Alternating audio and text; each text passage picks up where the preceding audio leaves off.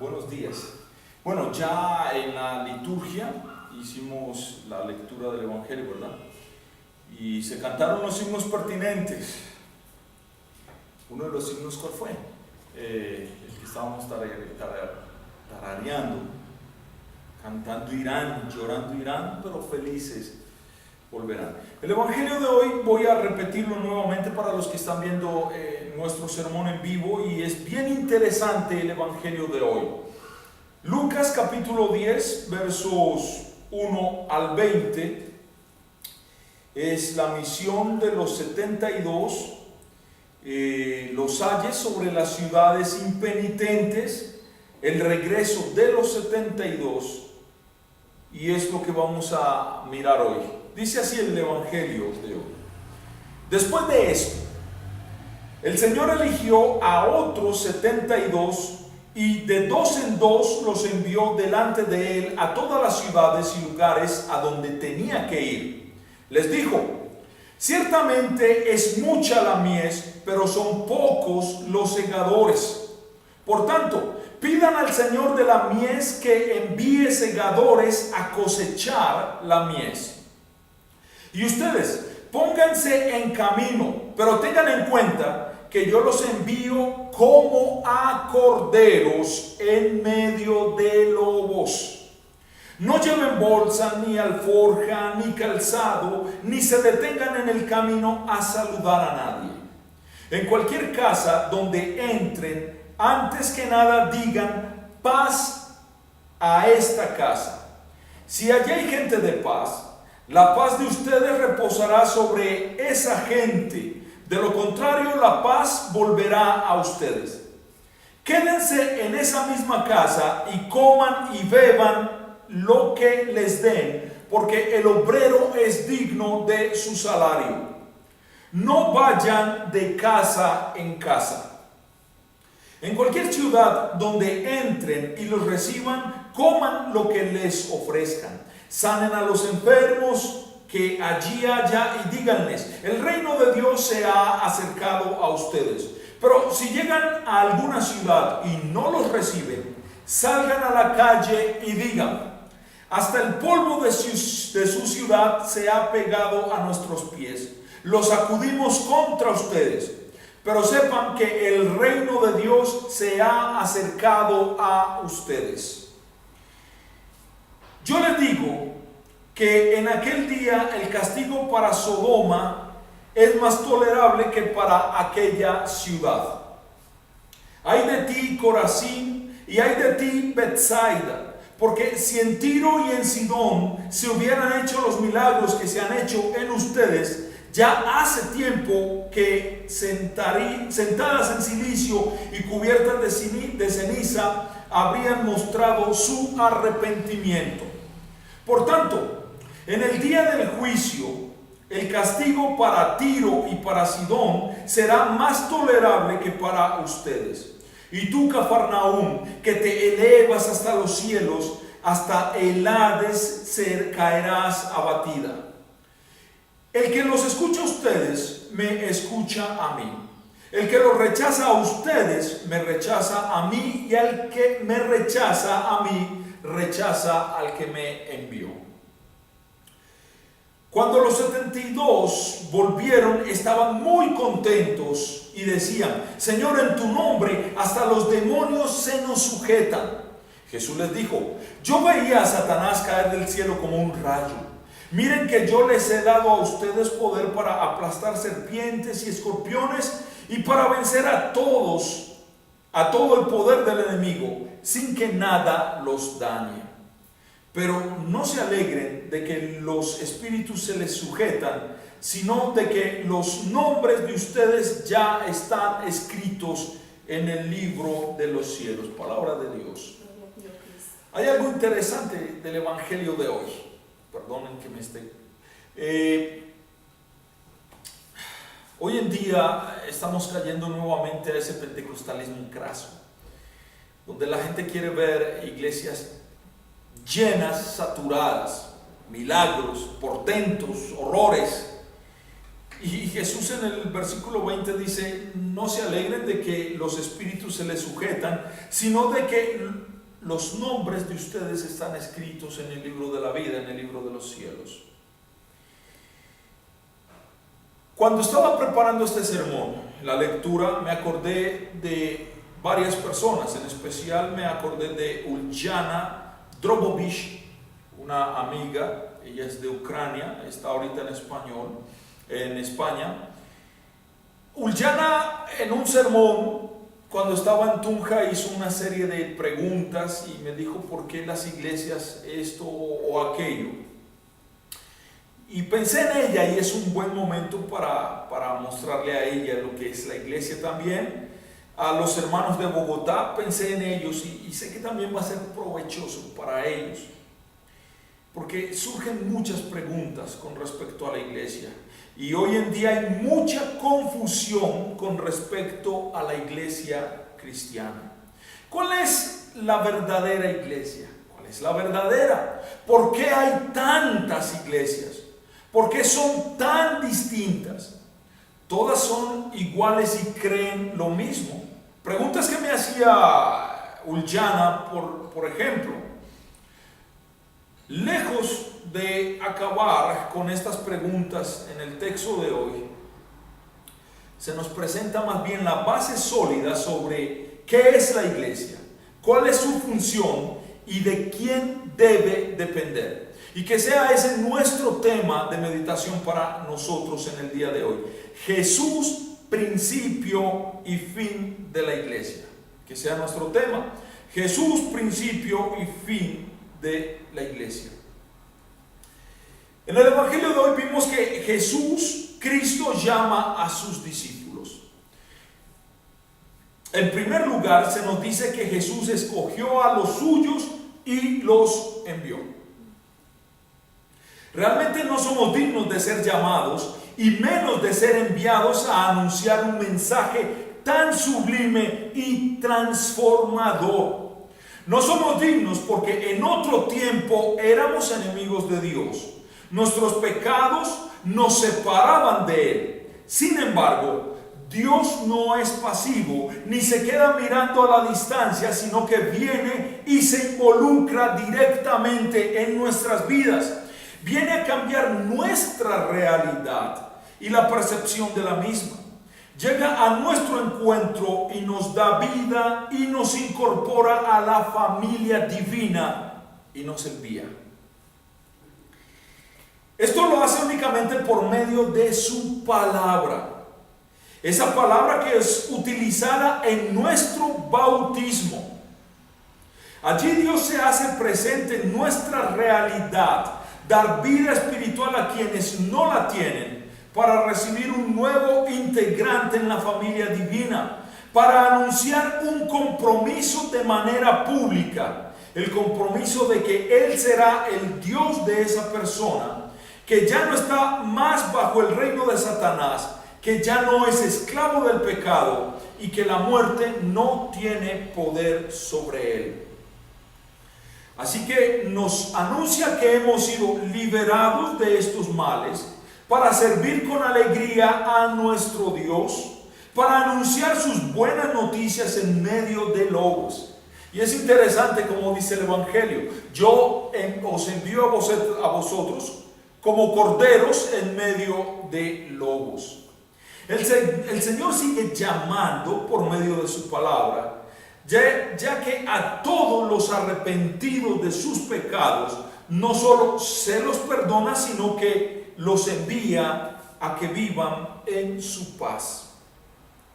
Ante la realidad que nos rodea, este Señor nos invita a rogar por más personas en el reino, por más personas comprometidas a anunciar su mensaje, más personas que dependan del buen pastor. Rogad al Señor de la mies para que envíe obreros o segadores a su mies. Me sorprende hoy en día porque hoy en día se abren iglesias y todos se nombran pastores. Incluso hay un personaje que utiliza un niño aquí en Bogotá de 8 o 10 años, creo, como predicador. Es interesante. Pero el texto nos dice que oremos al dueño de la mies, que oremos al Señor de la mies para que envíe obreros a su mies, para que envíe pastores preparados a su mies. Cristo es el pastor que cuida de sus corderos. A quienes Dios les da vida, son enviados como corderos en medio de lobos. La idea no es decir, a mí me gusta hacer esto, yo quiero hacer esto. No. A quienes Dios les da vida, son enviados como corderos en medio de lobos. Generalmente, la realidad suele ser inversa. Suponemos que lo malo ataca a lo bueno, y cotidianamente se puede ver así, que lo sucio contamina lo limpio, que la enfermedad desplaza la salud. Pero no es así en el reino de Dios. En el reino de Dios es diferente. Lo bueno viene a influir y a cambiar lo malo. El Señor promete cuidar que los lobos no se coman a sus corderos para que estos puedan vivir juntos. Los corderos son portadores de la gracia divina que transforma a los lobos en corderos. Interesante lo que nos dice el Evangelio de hoy, ¿verdad que sí? Los corderos son portadores de la gracia divina que transforma a los lobos en cordero. No es una cuestión de quién es el más fuerte, de quién sabe más, de qué capacidades tengo yo, el más agresivo, incluso quién es el más razonable, porque la fe no es de razón. Y me surge una pregunta, y yo creo que es una pregunta bien hecha para todos nosotros. ¿Cómo puede sobrevivir un cordero en medio de una manada de lobos? La lógica normal nos enseña que el lobo siempre ha atacado a las ovejas. ¿Cómo puede sobrevivir un cordero en medio de una manada de lobos? Y la respuesta es sencilla: dependiendo totalmente de su pastor, de Cristo, de su presencia, de sus promesas, en su poder, estando a su alrededor. Como cristianos no tenemos que temer estar en medio de lobos. Lo único que debemos temer es abandonar o perder la compañía de nuestro pastor. Bueno, la salvación no se pierde. ¿Cómo el pastor nos dice esto? Individualmente o congregacionalmente corremos el peligro de querer sobrevivir en medio de esta sociedad agradándola, conformándonos a sus exigencias, oyendo y cumpliendo sus caprichos. Días atrás puse un comentario o un debate. Que el Papa, ¿qué pasa con el Papa? Que ahora quiere unirse a los luteranos, que Lutero tenía razón, que quiere celebrar con nosotros la reforma. Pamplinas. Es justamente lo que estoy diciendo. Porque quiere agradar a todo el mundo. A los homosexuales, sí, ustedes pueden seguir en su pecado, pueden estar tranquilos. A los ateos, sí, sigan su buena conciencia y van a ir. El infierno, no, eso no existe. Quieren agradar a todos. Y es así cuando nos desligamos de Cristo, cuando nos justificamos y justificamos nuestro pecado. Muchos creen que si no lo hacemos, de no llevar los caprichos, de no agradar a la gente, corremos el riesgo de no ser escuchados o tomados en serio. El mayor riesgo que corremos personal y grupalmente es el de abandonar a nuestro pastor por ir detrás de estos caminos, distorsionando la voluntad de nuestro buen pastor. Porque aún las iglesias más puras sobre la faz de la tierra han llegado a ser no iglesias de Cristo, sino sinagogas de Satanás. Es natural que no quieran oír o creer nuestro mensaje, pero la tarea que tenemos es la de anunciar más allá de los resultados o las reacciones. de la gente solo anunciar el mensaje. Por ello, en el Padre Nuestro siempre oramos: mas líbranos del mal, para recordarnos que si bien somos ovejas en medio de lobos, no dependemos de las bondades de los lobos para sobrevivir. La mayoría de las iglesias, la mayoría de los pastores quieren depender de los lobos y agradan a los lobos. Su música, sus shows, sus espectáculos, y dejan a Cristo crucificado de lado. Siempre dependemos del tierno cuidado de nuestro buen y generoso Dios. Él prometió estar todos los días con los suyos, cuidándonos, protegiéndonos, y yo le creo. Cristo es la base de la paz. Solemos escoger nuestras amistades de verdad con base en nuestros propios criterios y decimos: este sí, este no. A veces acertamos, otras veces nos equivocamos y fallamos. No escogemos qué anunciar ni a quiénes. Solo debemos anunciar y compartir lo que nos ha sido dado, que por medio de Cristo Dios nos ha reconciliado consigo mismo, no tomando en cuenta nuestros pecados. Todos, absolutamente todos, necesitan oírlo. No perdemos nada si nos rechazan, si nos insultan, si nos desprecian. No perdemos nada. El mensaje no disminuye, no se devalúa por ser predicado y rechazado. Pero las personas que no crean deben serlo porque rechazan el mensaje de paz y no porque no han oído a nadie que les haya anunciado esa paz. Ese es nuestro objetivo como corderos. El reino de Dios se ha acercado por medio de Cristo Jesús y lo sigue haciendo, y lo hace en la predicación del Evangelio, en la predicación de su palabra y presencia en el bautismo y Santa Cena. Anoche hablaba con un profesor de la Universidad de Antioquia y con un joven que fue compañero de estudio de mi hermano menor, y discutíamos justamente este tema. El reino de Dios se ha acercado por medio de Cristo Jesús y lo sigue haciendo en la predicación de su palabra y presencia en el bautismo de la Santa Cena. Cristo nos apremia a anunciar el mensaje.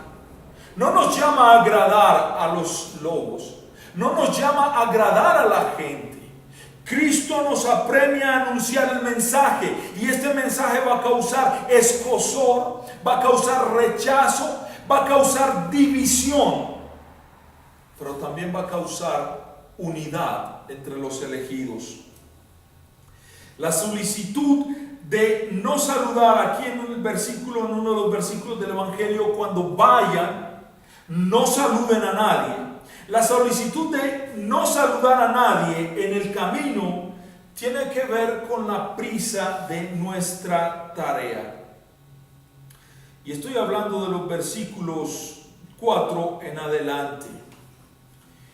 La solicitud de no saludar a nadie en el camino tiene que ver con la prisa de nuestra tarea. Es imperioso que no nos distraigamos con cuestiones que no tienen que ver con nuestra tarea.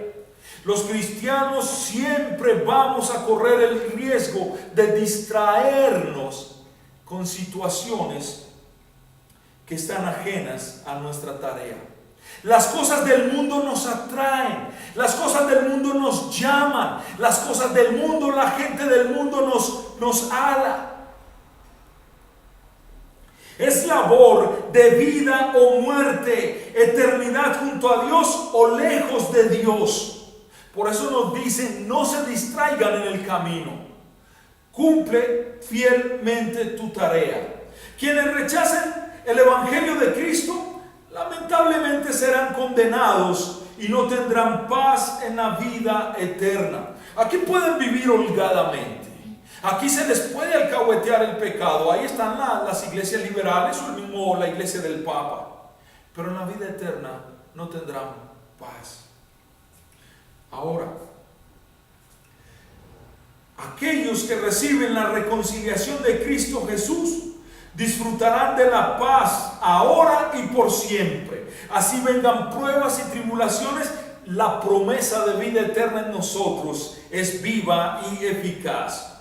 Cuando comprendemos lo importante de nuestra tarea, no podemos descuidarnos ni dejar pasar más tiempo. Pablo exhorta a Timoteo a que predique la palabra, inste a tiempo y a destiempo, a tiempo y fuera de tiempo.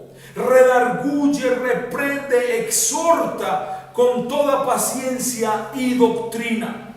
Porque vendrá tiempo cuando los hombres no aceptarán la sana doctrina, sino que teniendo comezón de oír, se amontonarán, se buscarán un poco de herejes, un poco de falsos maestros, conforme a sus propios pensamientos, conforme a sus propias concupiscencias, y apartarán de la verdad del oído, y se van a volver y se volverán a puros cuentos. Hasta ese punto hemos llegado. La iglesia agradando a los lobos, escuchando sus propios cuentos, sus propios falsos milagros, falso evangelio. Piensa en cuántos te rodean y no saben de Cristo. Cada vez que ores, pide a Dios ser uno de sus obreros que vaya a trabajar o anunciar a su mies. Comparte con ellos de manera sencilla lo que Dios ha hecho por ti y lo que hizo por Él. No lo que Él tiene que hacer, sino lo que Cristo hizo. Cristo es nuestro mensaje, no tu experiencia personal. Es que yo era un borracho, yo era aquello y que eso vale basura. Cristo es nuestro mensaje. Quizá no tengas respuesta a muchas preguntas. Hay muchas cosas que no sabemos y respuestas que no podemos dar. A pesar de estas cosas, sí podemos hablar de las cosas que Dios ha hecho por nosotros en Cristo Jesús. Que por su muerte y resurrección tenemos seguridad de perdón de pecados y vida eterna, de comunión con el Padre y con la Iglesia universal de todos los tiempos. Como Pedro y Juan ante el paralítico en el templo. Hay muchas cosas que no tengo, pero de lo que tengo te doy. En el nombre de Jesucristo de Nazaret, levántate y anda. No hubo elocuencia, ni siquiera un gran discurso. Solo fue anunciado Cristo, fundamento principal de la iglesia. Y es el objetivo de la iglesia, anunciar a Cristo. Ay, yo vivo sorprendido con esos shows, con esa música y ese volumen que ellos usan. Y Cristo, lejos, porque ya ni altares tienen. Somos portadores de un mensaje que en primer lugar nos afecta a nosotros. Somos portadores de un mensaje que en primer lugar nos afecta a nosotros. El llamado de Dios, la nueva vida en Él y su envío están íntimamente relacionados. Los discípulos volvieron a contarle a Jesús qué había sucedido durante su viaje misionero. Nosotros deseamos pasar tiempo con nuestros amigos, deseamos disfrutar con nuestros conocidos, pero también necesitamos y deseamos pasar más tiempo con Él, con su palabra, con su presencia, para que nos enseñe, ilumine y fortalezca en la fe. Deseamos conocer sus virtudes. Cuando nos reunimos en los oficios divinos para leer su palabra, lo hacemos invocando su presencia. Lo hacemos en el nombre del Dios Trino. Esto no es un amuleto ni un ritual, como hacen algunos con la Biblia ahí en el Salmo 91. Es recordarnos a nosotros mismos que allí donde 2 o 3 se reúnen en el nombre de Dios, Él se hace presente.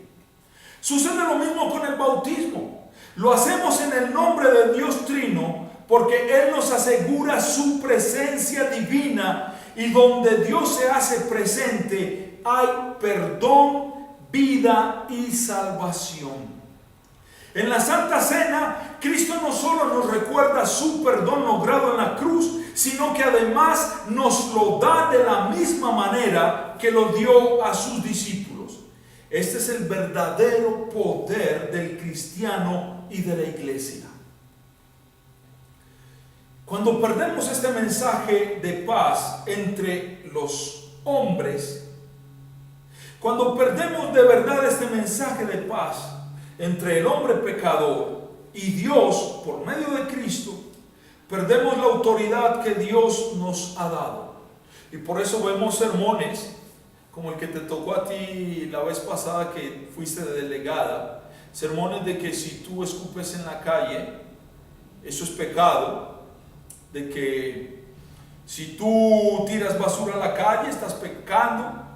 ¿Recuerdas esa barbarie? O vemos gente anunciando un ecumenismo falso, que el pecado ya no es pecado. Cuando perdemos este mensaje de paz entre el hombre pecador y Dios por medio de Cristo, perdemos la autoridad que Dios nos ha dado. Cristo ha vencido el mal. El diablo ha caído otra vez. En la primera ocasión cuando se rebeló contra Dios, y otra vez más cuando fue derrotado por Cristo. Por la victoria lograda por Cristo en la cruz y en la tumba vacía, el diablo ha perdido su poder y autoridad sobre los hijos de Dios. No tiene potestad sobre nosotros. No hay una lucha eterna entre el bien y el mal, o la búsqueda de un equilibrio universal como el yin y el yang. Últimamente estoy viendo cristianos involucrados con yoga, con el yin y el yang, buscando el equilibrio perfecto entre el bien y el mal. Yo me sorprendo. Ese cristianismo de hoy en día. El mal está vencido y tiene sus días contados. Cuando el Señor nos llame a su presencia, como el himno que cantaba aquí Lilian, cuando el Señor nos llame a su presencia o venga a buscar a su pueblo, el pecado, el diablo y nuestra propia carne no tendrán más poder sobre nosotros. Qué interesante, ¿verdad?